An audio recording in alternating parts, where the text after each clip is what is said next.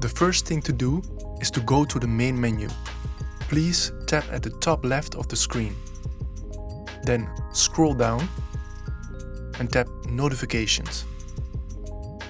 Then you can choose which notifications you would like to receive. For example, now the email is activated. You can receive notifications related to phone calls, messages, even WhatsApp, or all other supported apps.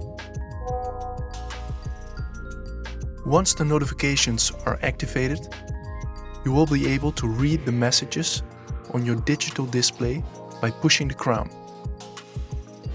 Notification type, sender and content is readable just by tapping on the watch. You will be able to see the last 5 messages received on your watch screen based on your app selection.